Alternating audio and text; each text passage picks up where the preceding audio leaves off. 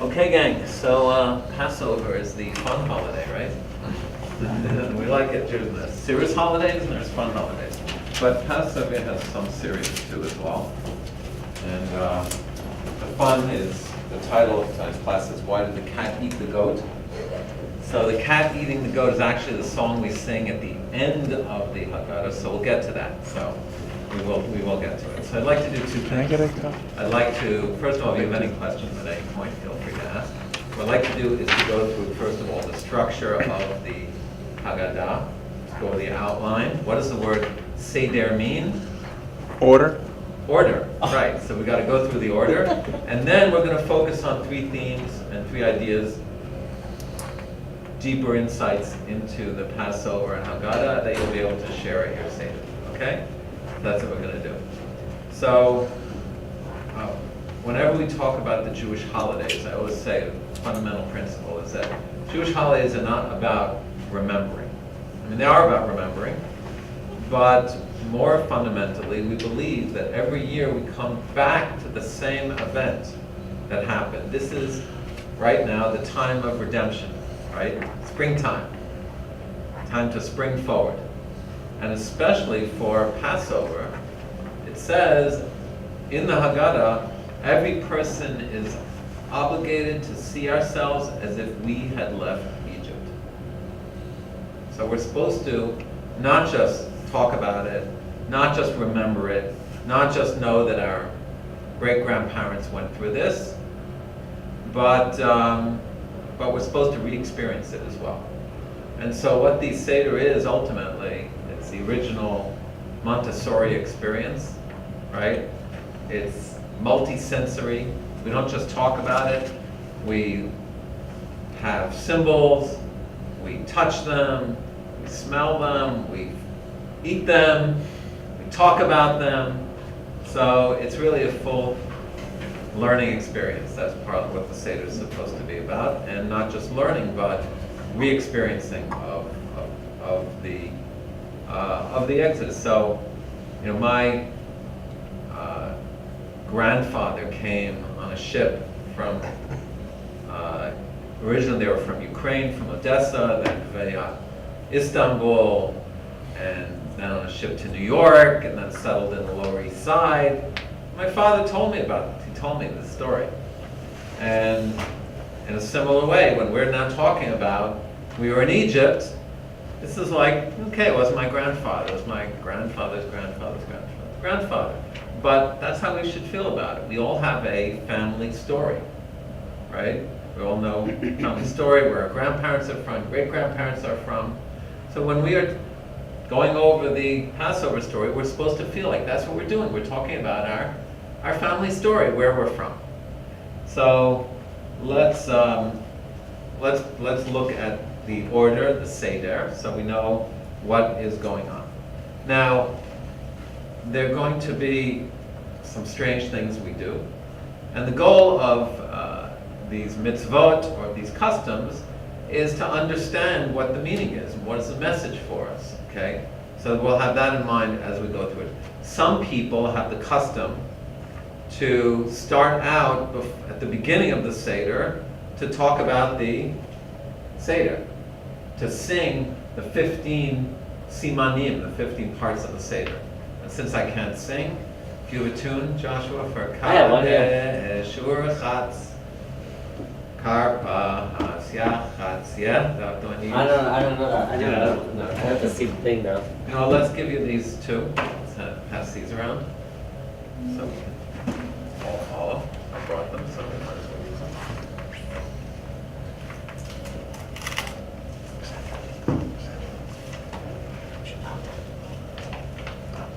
Thank you. And by the way, you can put your own tunes to them too. You know, it doesn't have to be classic tunes. We have show tunes. You have show tunes? Well, I didn't make the copy for you, but there's a whole song list of, Yeah. you know, We take have- me out to the Seder. Yeah. Take me out of Egypt, free me from slavery. There you go. Nice. Yeah. So, you gotta make it fun, and especially if there's kids, that's the whole idea, is to make it fun. Okay, so the first thing we do is make kiddush. the way we do for every holiday. In order to make kiddush, you need wine. In order to need wine, you need to pour your wine. Who pours your wine? What does it say in the outline? 1A. Do you pour your 1 cup of wine? No. Nope. Someone else pours the wine for you. Has anyone ever seen that? Yeah, why does someone else pour our cup of wine and not ourselves?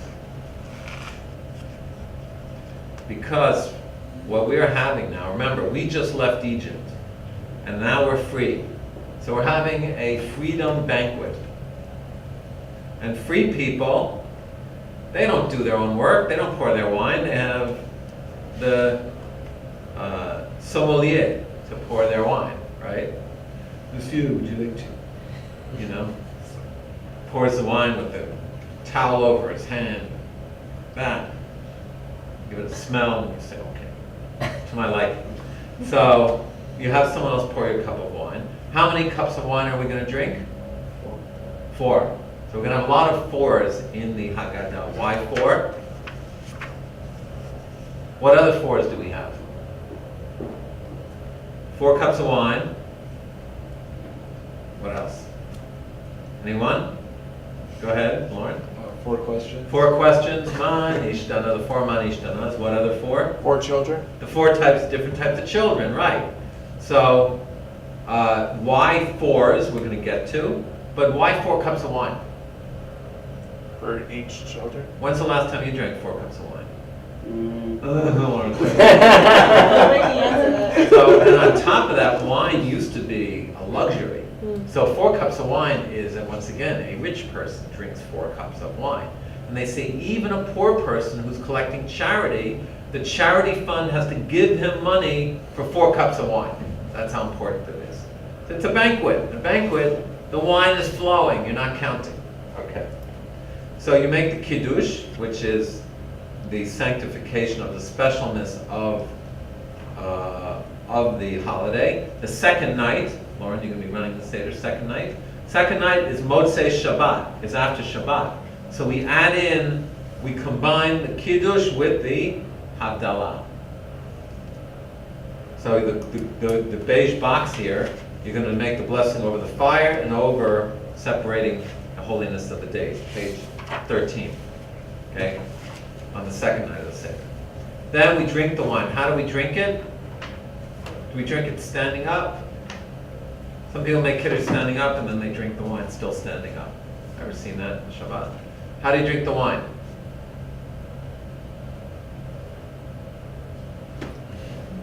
The way we eat the whole meal, which is? Relax. Leaning, relaxed. Right? How did the Romans used to eat? They didn't just eat, they laid on a divan, right? Had a bolster here, and they'd be on their divan like that, and they'd have their little table like this, and they'd be, as you see, they're like the grapes, right? That's how you're eating. You're leaning. Because once again, it's a freedom banquet. We're showing how we are royalty. And if you don't drink it leaning, what do you have to do? Drink another cup of wine, according to some. You haven't done the mitzvah. Oh, I think I'll forget to lean. Okay. Then we have the vegetable. But before that, we wash our hands, 1D, and eat a vegetable dipped in salt water as an appetizer. Now, think about it. If you are a child, normally at a holiday meal, what do? You make kiddush, you wash your hands, and you do what? You make hamotzi. You say the blessing over the challah, and you break bread. So here, you make kiddush, you wash your hands, you don't say a blessing on the washing of the hands, and then you don't break bread. What are you doing? What is a vegetable? You're eating a crudité platter, right? You invite guests over. What do you start with? Crudité platter with maybe some guacamole or some sour cream dip in the middle. So you have vegetables and dip. And then you pour the second cup of wine, and you actually are supposed to, I didn't write this down, but you remove the table. Now in the older times they used to remove the little table here. Today some people have the custom to remove the Seder plate that has all the things on it. They take it away from the table. And then the kids are asking like, what is going on? Everything's out of order. you say in Kiddush you wash your hands, but you don't eat bread. And then you pick up the bread, you introduce the matzah, but then you don't eat it. You break it, and then you take away the table. So this is all done to confuse the kids. So they'll ask and say, Ma nishtana, right? That's what's going on. Now, the other thing about the vegetables, what do we, instead of dipping it in guacamole or sour cream dip, what do we dip it in? Salt. Salt. Good thing, because parv, sour cream dip. Okay, we dip it in salt water. Why salt water? Because of the To tears? remember the tears of the suffering of the slavery in Egypt. So here we introduce another theme, and this is the paradox, and this is what it is to live as a Jew. It's a freedom banquet. 4 cups of wine, I'm leaning, I'm having a good time, they're pouring my wine for me, I've got servants. And then at the same time, in the middle of this, I've got the tears of slavery. I've got the bread of affliction. I've got the bitterness of the morrow. And throughout the Seder, there's going to be both themes that are going to intertwine and overlap and come in and out. The theme of freedom banquet, but also the theme of remembering that we were slaves. Can we juggle the two at the same time? I don't know, it's kind of hard, right? What do you think? It's tricky. I mean, it's a Jew, you know, it's like, thank God we're alive, but, you know, they're after us again, right? So maybe that's what's going on.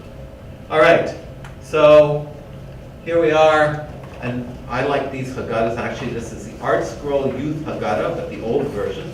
They actually made a new one, and then they dropped it, and they went back to this one.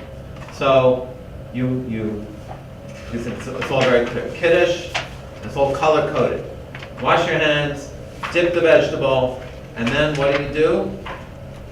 You introduce the bread. What's it called? This is the, Matzah. well, how do we describe it? The flat. This is the bread of affliction, right? The bread of suffering, or plain poor bread. What does that mean? Well, because they didn't have yeast. So.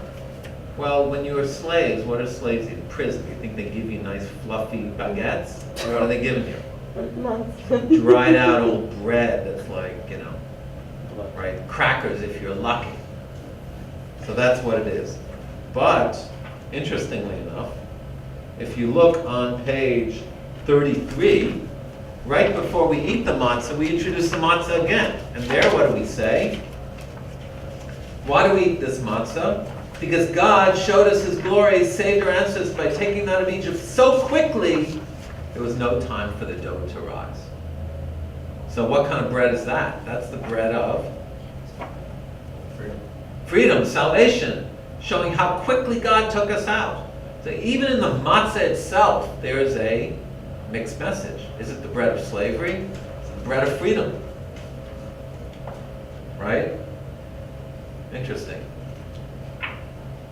Okay.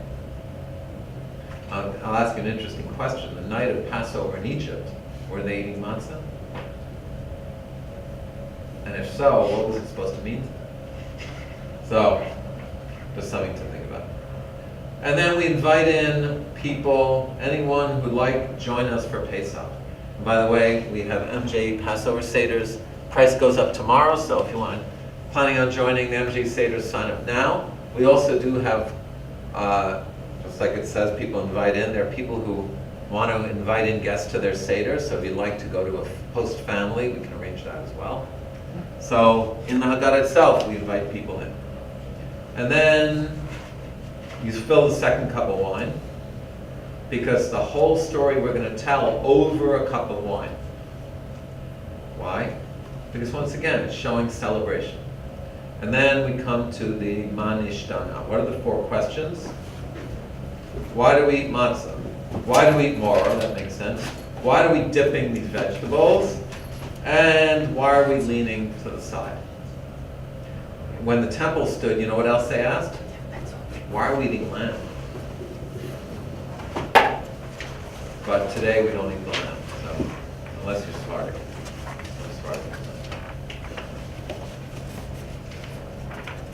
Okay, so let's outline.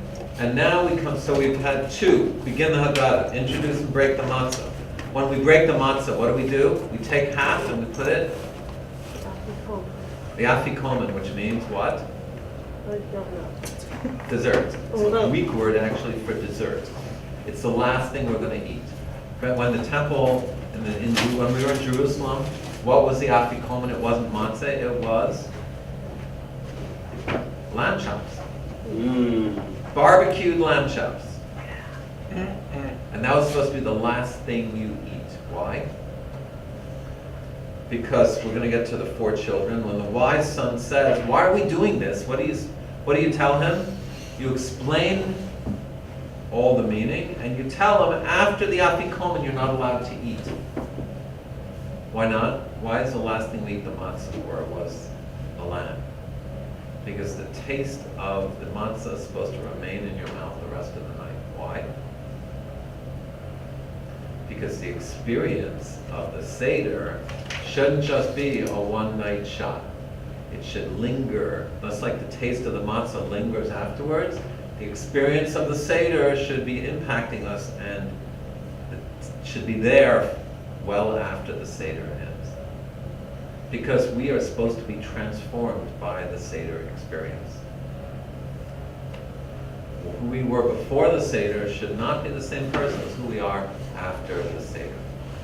So, of course, we've turned the afikomen into a fun game. What do? We hide it, the kids run after it, they grab it, you have to buy it back, a bicycle, an Xbox.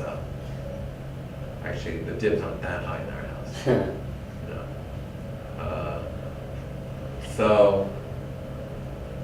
And if you don't buy it back, then you can't finish the Seder. Anyway, so the 4 questions, manishtana, then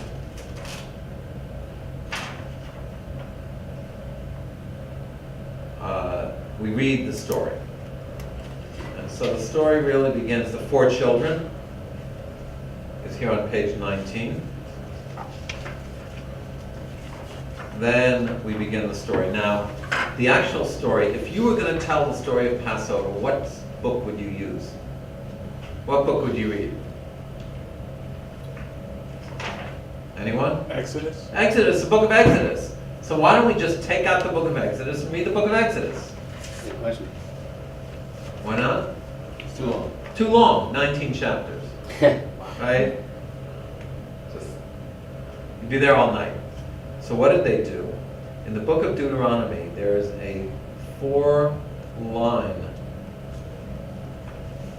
synopsis of the whole story. 19 chapters in 4 lines. And those are the blue.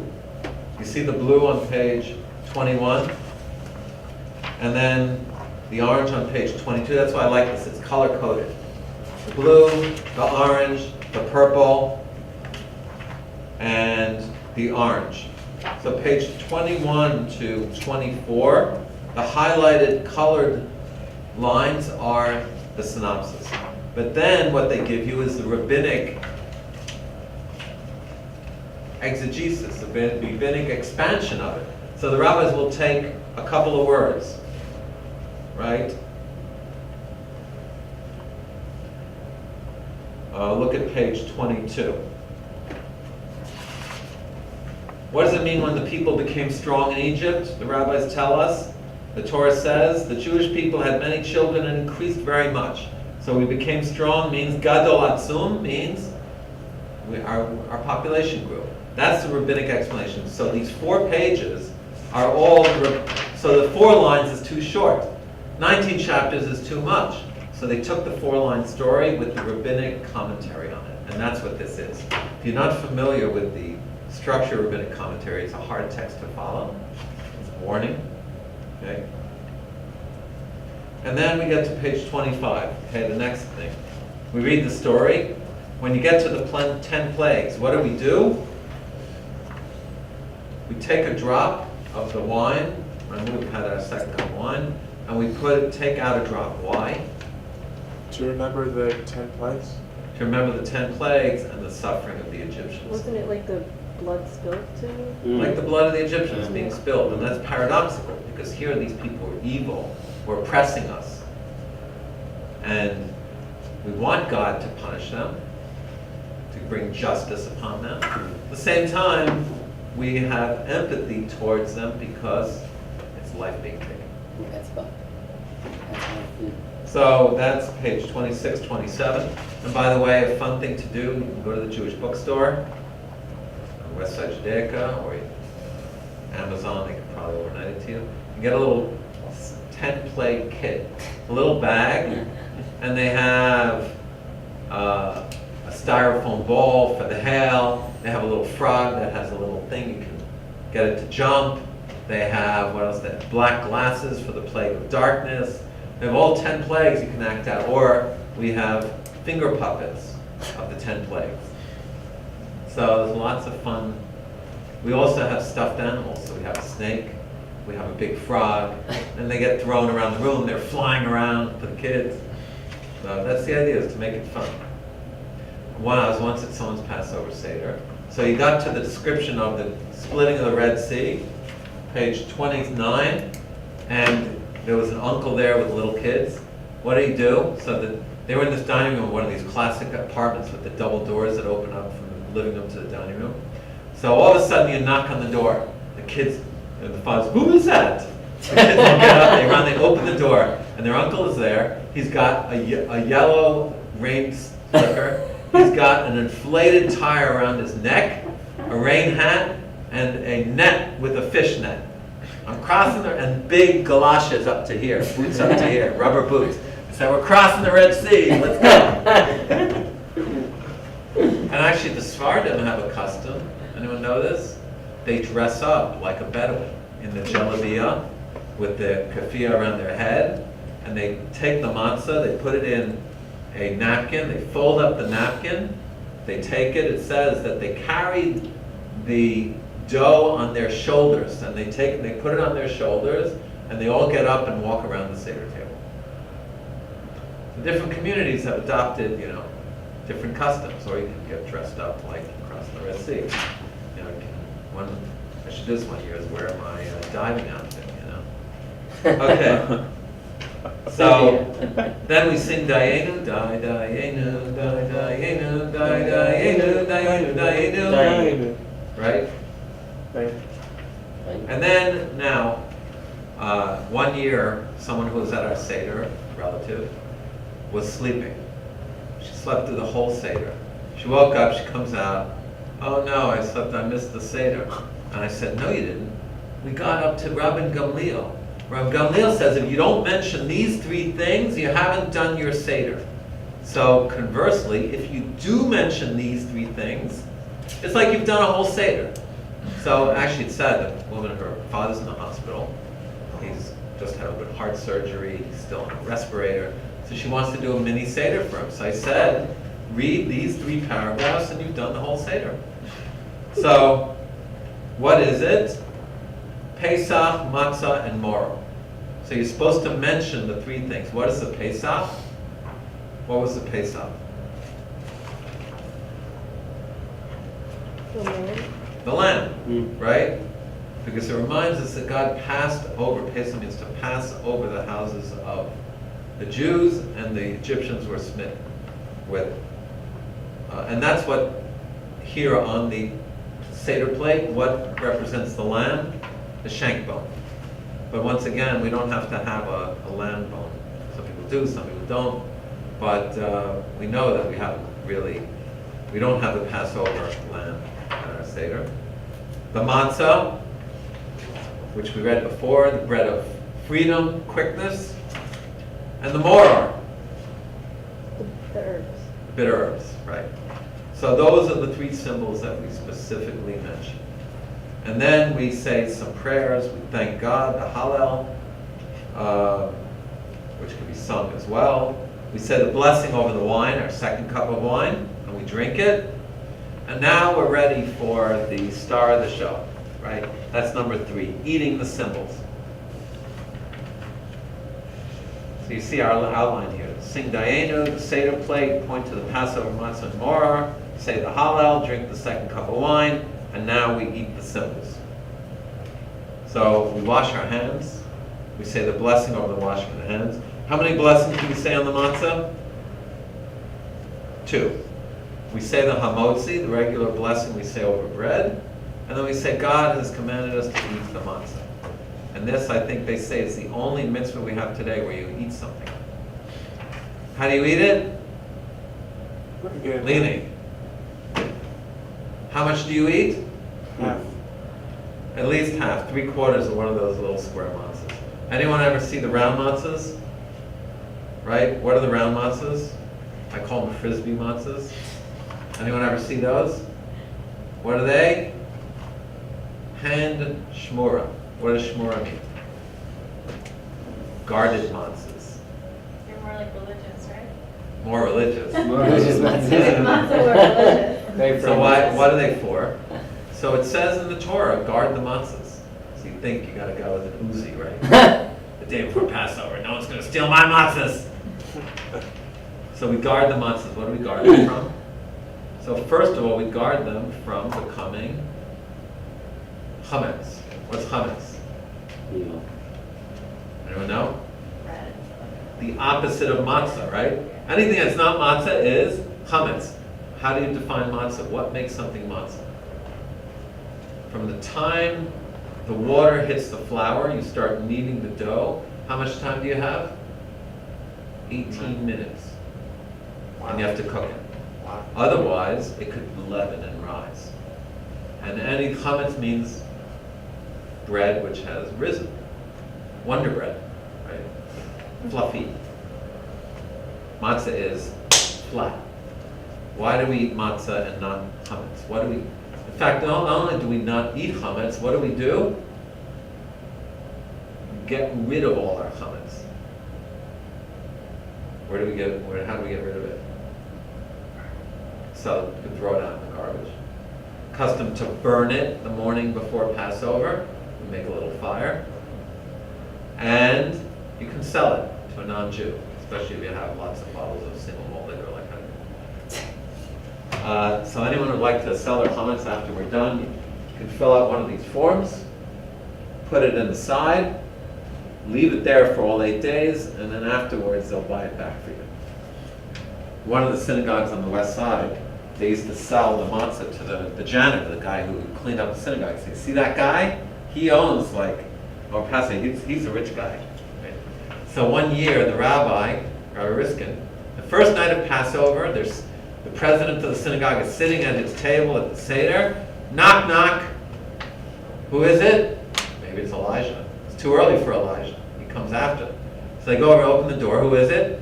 It's the guy, the maintenance guy from the synagogue. He said, I'm here, man, to get my chametz. Where's the liquor cabinet? So he walks over to the liquor cabinet, takes a little shot of scotch, knocks it down. Okay, see you later. Maybe I'll be back. Of course, the next morning, everyone's talking about it. Oh, you know what happened last night? The guy, he was proving a point that when you sell your chametz, you really have sold it. He's allowed to come and take it whenever he wants. Oh my goodness. So the opposite of matzah is chametz. Why do we, not only do we eat matzah, we get rid of our chametz. Why do we get rid of our chametz? Not only do we get rid of our chametz, what do? We get neurotic, we look for every crumb. Go nuts, right? Why? Just because Jews like to be neurotic? Yeah. Spring cleaning? Well, what does it represent? Anyone? Chametz is fluff.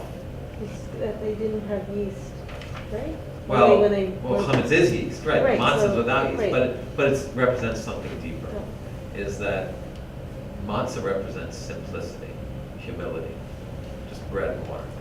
Chametz is fluff. What are we trying to do on Passover?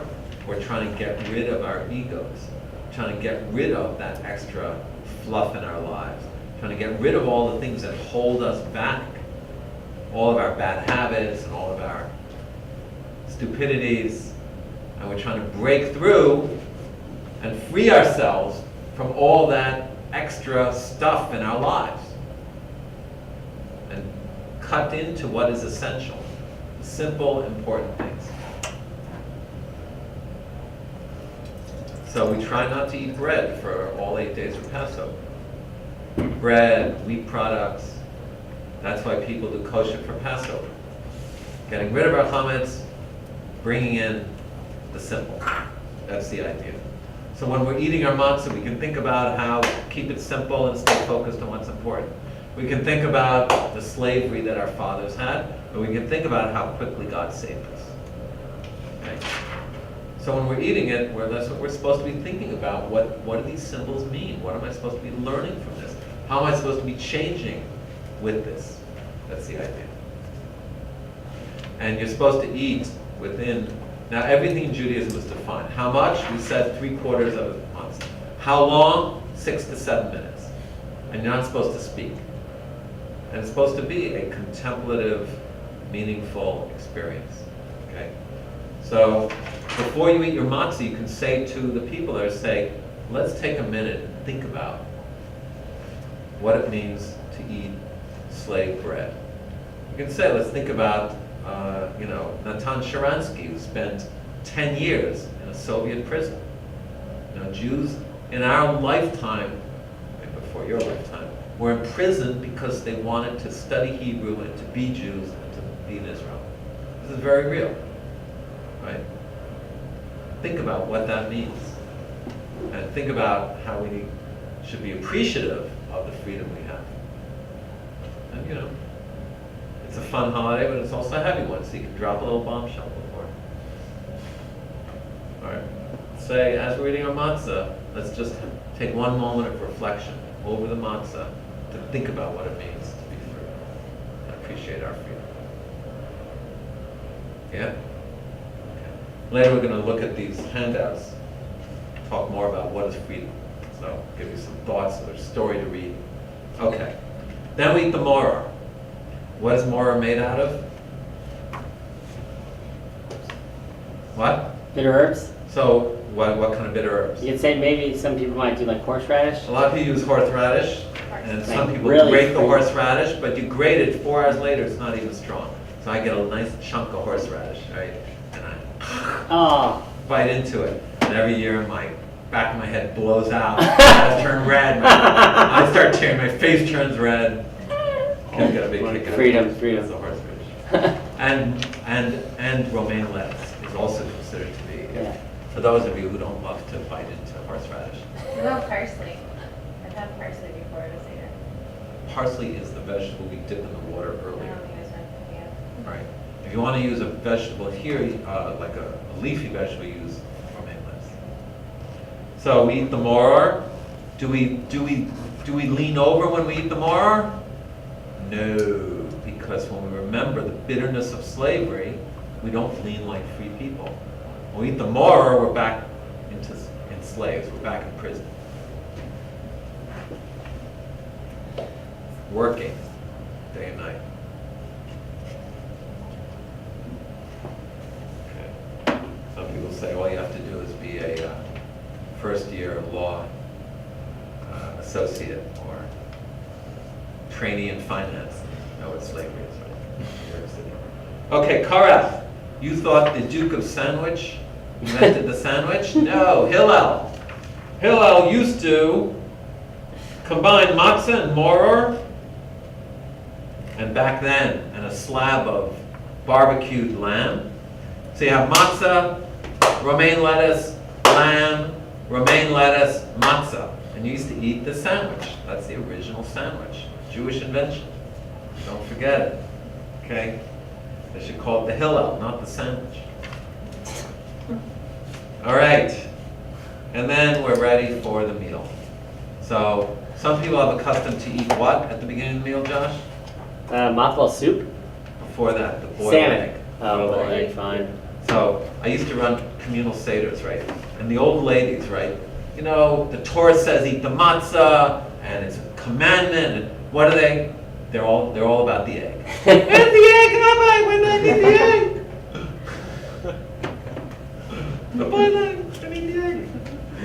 I don't eat the egg because if I eat that hard-boiled egg, It's That was like, my favorite. uh, Was in the salt water. They put it in the salt water with the and then I'm like, it's like sitting right here. And then there's this big meal that my wife cooked, and I can't eat it because my egg is sitting right there. So you don't eat the egg. You don't have to eat the egg. I'm giving you rabbinic dispensation. Be aware of how much wine you drink during the meal, because there's more wine coming, folks. Okay, so we eat the milk, shulchan aruch, we eat the meal. Then we eat the afikomen. We talked about why do we eat it at the end of the meal? So that why is the matzah the last thing we eat? Because we have to savor the taste. The taste should still be in there all night. If you need to drink water afterwards, you're allowed to drink water, but nothing with taste. No tea, no coffee, no dessert. You do all that before you eat the final matzah. Okay? It's funny how, like some nights I'll never have dessert, but the one night where you can't have it, I can eat the matzah, I want desserts, I should have this, I want coffee and tea. It's called the Yetzer Hara, that's our lower voice, right? I can't have. Okay, you fill your third cup of wine, and we do the Birkat Hamazon, the benching. Then we drink the third cup of wine. By the way, how large does a cup of wine have to be? I once went to the Seder, and they mamish had these must have been 20-ounce wine goblets. And you're supposed to have a full cup. So I'm like, this was like half the bottle, right? Half a bottle of wine. So you have to drink at least half the cup. Some have 12 ounces, another 12 ounces, another 12 ounces, another 12. I was so hungover the next morning. That's just the first night of Passover. So you do have to drink the whole cup. However, what is a cup? So you have to drink at least a revius of wine, which is anywhere from 2.9 to 3.2 fluid ounces. It's tiny. It's like that big. So if you have a 6-ounce cup, like those cups over there. See the big ones? What's the big one? The big one is about 8 ounces. 8 ounces. The little one? It says 5. 5 ounces? There you go. You don't even need that much. So if you drank half of that, you're good to go. What? Yeah. And That's it. Water comes after. The reason you get a headache when you're hungover is because you're dehydrated. Drink water after you drink, you'll be okay. That's the secret. So it's ideally wine, but if you can't take wine, you can drink grape juice. Better wine. You can't drink grape juice. But just make sure your cup isn't too big. All right, we drink the third cup. How do we drink it? Standing on our head. No, leaning. Okay. Then 46, we got a solemn moment here, a serious moment. What do? We fill the fourth cup of wine, and then we ask God we open up the door for Elijah. Who's Elijah? Elijah is the prophet. I don't know. The prophet. So why does he come to every Seder? And what else? What other Jewish ritual does he come to? Anyone ever been to a bris? Oh yeah. Gotta love Judaism. Get to synagogue at 8 in the morning. Everyone stand around while this little boy has his weenie cut, and then we go eat bagels. Right? Jews are crazy. Anyway, and the Moshe says, don't take any pictures, otherwise everyone will be, oh look, he's getting his weenie cut. But before he gets the bris, what do? They take the baby and they put him on the cup, the seat of Elijah. We believe that Elijah comes to every bris and every Seder. Why?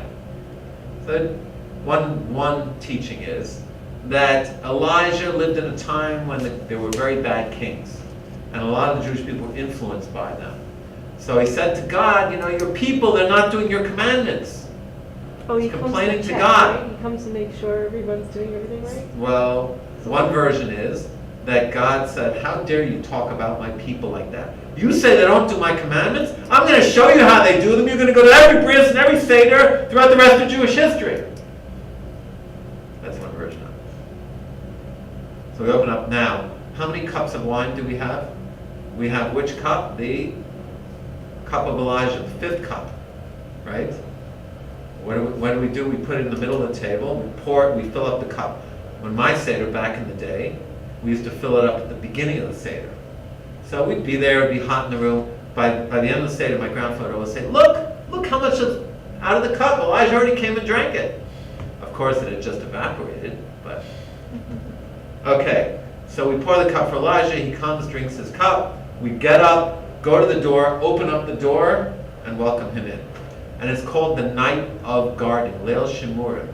So they say that it's the night you don't have to lock your door. Some people don't lock their doors. Okay. And then we ask God to pour out your anger on the nations who do not know you. We have a little jab there for all the anti-Semites throughout Jewish history. They say this passage was written during the Crusades when Jews were being slaughtered. So, then we go back to praising God, the Hallel. We sing all these songs. Fourth cup of wine. We drink the fourth cup of wine. We say the blessing after the fourth cup of wine because we said the blessing after the meal and we drank again. Then we say a blessing again. And then what do? Nirtzach. L'shana haba b'Yerushalayim. Next year in Jerusalem, right? Amen. We're already looking forward to the next Seder. That's it. Congratulations. And then there are all these songs. Now, what is the last song? Page 62. Had Gad Ya. Then came the cat that ate the kid my father bought for 2 zuzim. Had Gad Ya. Why did my father buy a goat? What is a kid, first of all? The cat did not eat a child. It's a goat, it's a baby. Kid is a baby goat. Why is the father buying a goat? Because on Passover, you could either bring a Passover lamb, or if you didn't have enough money to buy a lamb, sliding scale, you could bring a goat. 2 things. So this is a fun song because then came the cat. Who wants to be the cat? Who can make a cat sound? That ate the kid. Do I have a kid? There's a goat. Bah. Bad. That's My a father sheep. bought for 2 zuzim. Had Gad Ya, had Gad. Then came the dog. Do I have a dog? Yeah. No, someone else. Please. Who's the dog? That bit the cat. That ate the kid. Bah. My father bought for 2 zuzim. Had Gad Ya. Then came the stick. Let me hear a stick. That hit the dog. That bit the cat. That ate the kid. My father bought for 2 zuzim. Had Gad Ya. Then came the fire. The water. The fire. Fire. What is Crackle, crackle. that burnt the stick, that hit the dog, that bit the cat, that ate the kid. Father bought for 2 zuzim. Had Gad Ya. And you see, you can keep going. Wait, through the thing. what? And when they say, and then came the Almighty. What was that Jim Carrey movie? Who's almighty? Bruce Almighty. Yeah. So if you want to play God, this is Here your you go. chance. Then came God. Okay, so you see, folks, this is a lot of fun. How do you say cat in Hebrew? Well, Chatul is in Hebrew, but it's Shunra in Aramaic. The song is Aramaic. And by the way, guys, if you have kids at your Seder and they're going to sleep early, sing this song earlier. Like, now we're going to do a fun song. Turn to the back of your Seder Haggadah and do it up. Right? Okay, that's how you make it love. Okay, so this is the Seder, the order. We've got a few more minutes. Anyone have questions? We're all good? Diane. What's the translation? Because it's my It favorite would have song. been enough. Okay. Now it says it would have been enough if God had done the 10 plagues and not taken us out of Egypt. And everyone asks, what? Really? Like, They would have had the plagues, they would have been punished, but we would have just still been in Egypt. And we'll go with that of it. So there's some good questions you can ask about that. Anyway, so this is yours to keep. You can bring it to your Seder. Thanks. After 39 and a half years of wandering in the desert, Mrs. Moses secretly asked for directions. Okay, I get the joke. All right, so here we go. We're going to have 3 separate little teachings here. Why do we drink 4 cups of wine, besides the obvious effect it will have on us? So there you see, you can ask 4s in the Haggadah. How many 4s can you name? We talked about that. Where do the 4s come from? Who wants to read here? Joshua. Yeah. Number what? 1, where did the funds come from? A, from the 4 degrees of freedom. There were 4 stages of freedom. God promised the Jewish people, you are going to be freed in these 4 ways. What are they? 1, I took you away from under the forced labor of Egypt. No more work after the second plague. 2. I freed you from slavery, leaving Egypt on So Passover first night. was, after the 3rd plague, 2nd plague, they didn't have to work. Then they actually left Egypt on the night of Passover. Then 3, I liberated you with the demonstration of my power, destroying the Egyptian army at the Red Sea. So they crossed the Red Sea. We all know the story. The water went back.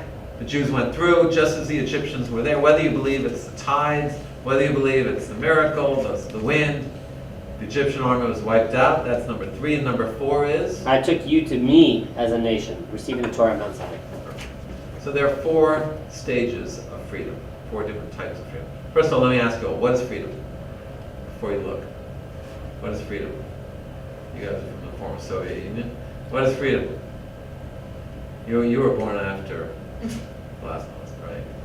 I would say it's the ability to do what you want, to think what you want to think, and to have a right of choice. Tough choices. Okay, very good. Anyone else? That's pretty good. Pretty Okay. good. Okay, we're going to see. So the first one is, right, I took you out from under the forced labor of Egypt, right? No more work after the 2nd plague. This is physical freedom. The most basic level of freedom is freedom to go where I want, right? So it says we were slaves to Pharaoh in Egypt and God took us out. So people and for us, today basically people are physically free, but we just celebrated 150 years of the emancipation of slaves in America, 50 years since the Civil Rights Movement, right? America used to have slavery, blacks were slaves. So, you might not know this, but the Liberty Bell in Philadelphia, it was called the Liberty Bell when? Right around the Declaration of Independence. Well, actually, it was called it was made up then. It was called the Liberty Bell 150 years ago during the period of emancipation. And on the bell is written. What is written on it? Look at the. Proclaim liberty throughout the land. Proclaim liberty throughout the land, which is from the book of Leviticus, which was the freeing of slaves on the Jubilee year. So this bell was created when the United States in 1776, the formation of our nation. It was inscribed with a line about liberty, and then 100 years later it became the symbol of liberty with the emancipation in the 1860s. Okay?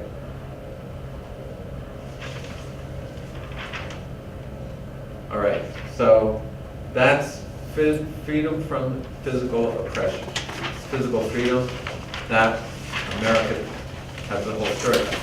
What is the second degree of freedom?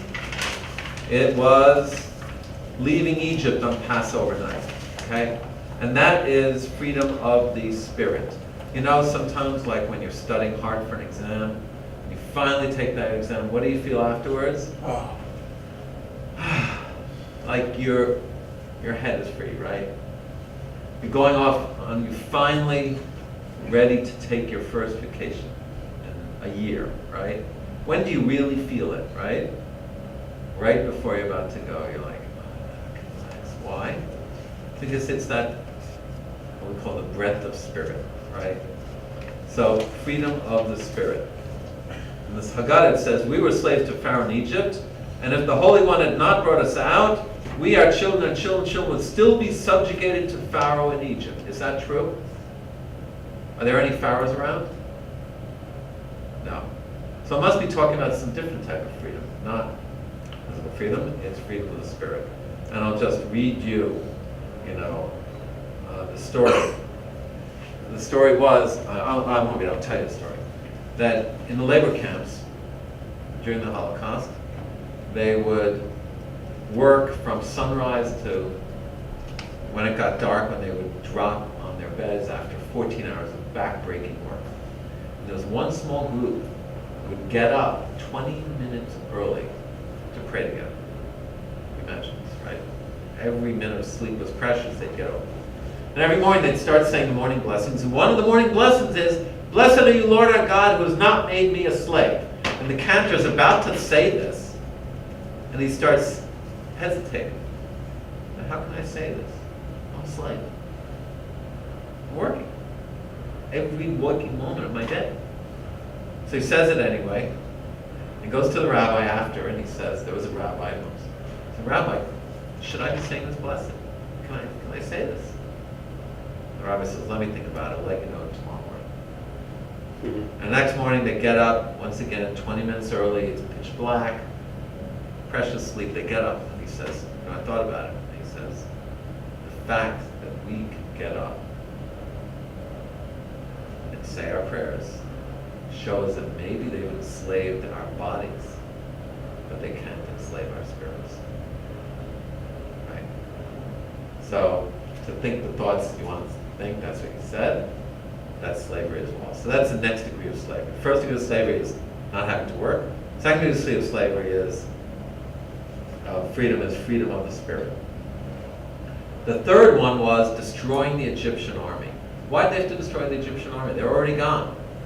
Because maybe sometimes you free your spirit, but if the things that were holding you back, the things that were getting you down, are bad habits, are maybe someone loses their anger, can't control their temper, maybe it's you can't get up in the morning, and you're late at work all the time, job's at risk. Some people are enslaved to gambling, drugs, sex, all sorts of things enslave us.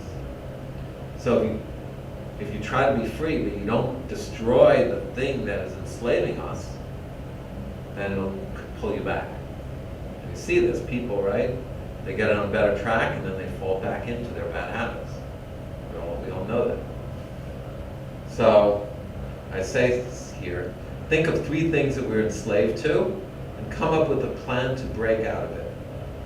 What people think of us. Some people are enslaved to what they do everything because, I know one guy, like, he's choosing his job because he knows if he takes this other job, his family will feel disappointed. So you can't live for others, right? You're enslaved to what you think you want to please them. But they would just want you to be happy. So if you're doing things for them, but it's not making you happy, you're not really doing what they want you to do, and you get it. Are we enslaved to that cup of coffee? We can't live without. Our bosses, right? So,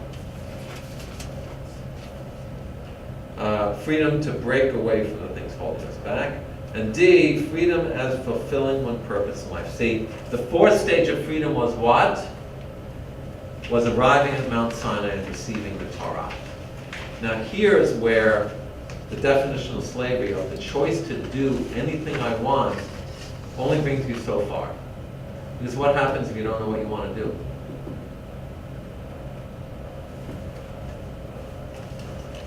And are you free? In theory, but it doesn't do you any good. Right? So the 4th stage of freedom is figuring out and going after my purpose. That's the 4th stage of freedom. And that's why arriving at Mount Sinai and receiving the Torah was the actualization of the freedom of the Jewish people. And even though it seems like the Torah has all these things you're not allowed to do, right? Ten Commandments, can't do this, can't do that. But those things are there to channel us towards positive things. So when you make choices, you make decisions, you limit your options, right? If I go to this school and not that one, well, I can't go back to the other school. I take this job and not the other job, well, I've pigeon myself in, right? And some people are paralyzed because they don't want to limit their options, so they don't do anything. And they never commit to one thing, right? So that's the fourth stage. So that's one point. You can talk about what is freedom, talk about freedom of the spirit as well as freedom of the body, tell the story about the Holocaust, the labor camp. Second little nugget here is the 4 questions. Why did the children read them? So Rabbi Twersky says, it's interesting. He said, we put the young people first because to survive as a nation, you need to transmit your story and values to the young people, right? So the children are the focus of the Seder because that's how we are still here 3,300 years later. It's about transmitting it to the next generation. So, and there's a little thing about here. What are the 4 questions about? Why the matzah? Because poor people ate it. Why the horseradish? Bitter. Why the dippings? Because it's rich people. And what's the slouching? Why do we lean? Free people. So 2 questions are about remind us of slavery, to remind us of freedom. What I was saying before about mixed messages, both messages. Okay, the 4 children. So here you have them. Okay, the wise child, Albert Einstein. The wicked child, Bernie Madoff. The simple child, George W. And the child who doesn't even know how to ask. I'm not sure what that is, but I guess it's some blonde woman who's not known for her knowledge. And here's 2 other famous 4 children. Any Beatles fans here? Who's the wise one? Well, let's work it backwards. Who's the simple one? Let me ask you something. Who is the star of the 4 children? Paul McCartney? Or Lennon? Who's the star? Oh, Ringo? The wise one? People think the wise one is the star. John Lennon. But is he really? Uh, What does Judaism value? The wise one is always analyzing, asking. Maybe it's the simple one. The simple one says just, what is this? Not, I need to know all the answers and explanations, and you gotta explain to me, and if it doesn't make sense to me, maybe I don't wanna do it. Simple one is just like, just tell me what to do and I'll do it. Maybe that's the star. So that's George Harrison, right? He was like the meditative, just the man. Well, I know Lennon wrote Let It Be, but Harrison really embodied that, right? And Ringo's got to be the one who doesn't know how to ask, right? Poor Ringo. And I guess John was the rebel, so he's got to be the wicked one, right? The one who always likes to make trouble. And Paul's got to be the wise one. So we shared this with Robert Else? I think Paul's the troublemaker. Uh-oh. Okay, so you can have lots of banter during the meal. You can thrash it out. So the idea is, take the ideas, make them relevant, bring in stories, bring in personal anecdotes, talk about your own family's exodus, right? You guys just made an exodus, going to the new land. When did you come here? From Moscow, from Russia. When did you? A few weeks ago. Wow. Few weeks There you ago. go. Yeah, There you that's go. amazing. Yeah. Welcome to America. So the idea is to make it relevant, to take the ideas, to see not just what, how did we live that 3,200 years ago, but what does it mean for us today? There's, the world seems to be going in a direction away from freedom, away from, talk about that, what's happening to the world. There's a lot of turmoil, a lot of upheaval. What does that mean? What are the messages for us? Israel's in danger, right? People want to destroy us again. We open up the door of Elijah and we say,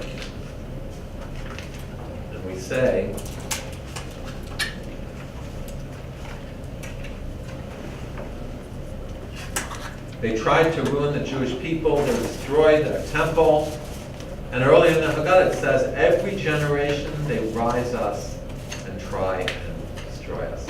In Iran, they just issued another statement today, how, of course, our goal is to destroy Israel and the Jewish people. Right in the media, right? So, And Iran also says that gay people don't exist in the country. So they say psychotic insults. and if they do exist, then they But they're killed, stole them. Yeah. So, there's unfortunately too much to talk about, right? So page 21. In every generation they try to destroy us, but God saves us from them. So it's not a coincidence that 3 days before Passover, the fate of what's Iran going to do is now being decided, right? The day before Purim, Netanyahu has to stand up to Congress like Esther in front of the king. Talk about, it's cyclical. Those who don't learn from history are bound to repeat it.